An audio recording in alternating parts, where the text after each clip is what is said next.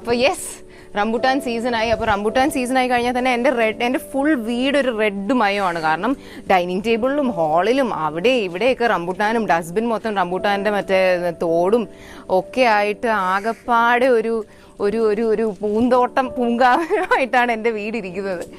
അപ്പം നമുക്ക് കഴിച്ചാലോ. പിന്നെ ഞാൻ കഴിഞ്ഞ വർഷത്തെ വീഡിയോയിലും പറഞ്ഞിട്ടുണ്ട്, എൻ്റെ ഇഷ്ടപ്പെട്ട വിനോദമാണ് ഇങ്ങനെ നടന്ന് വന്ന് റംബുട്ടാൻ ഇങ്ങനെ ഫ്രഷായിട്ട് പറിച്ച് കഴിച്ച് ഇവിടെ തന്നെ കുരുവൊക്കെ കളഞ്ഞിട്ട് മിണ്ടാതെ നടന്നു കയറി പോകാന്നുള്ളത്. അപ്പോൾ നമ്മൾ ശരിക്കും കുഞ്ഞായിരുന്നപ്പോൾ ഒക്കെ റംബുട്ടാൻ സീസൺ ആകുമ്പോൾ അമ്മ ഇങ്ങനെ മേടിക്കും, റംബുട്ടാൻ ഒത്തിരി വീട്ടിൽ മേടിക്കും. പക്ഷെ അപ്പോഴൊന്നും ശരിക്കും കൊതി തീരെ കഴിക്കാൻ പറ്റിയിട്ടില്ല. കാരണം നിങ്ങൾക്ക് എല്ലാവർക്കും അറിയാവുന്നതുപോലെ എൻ്റെ വീട് നിറച്ച ആളുകളാണ്.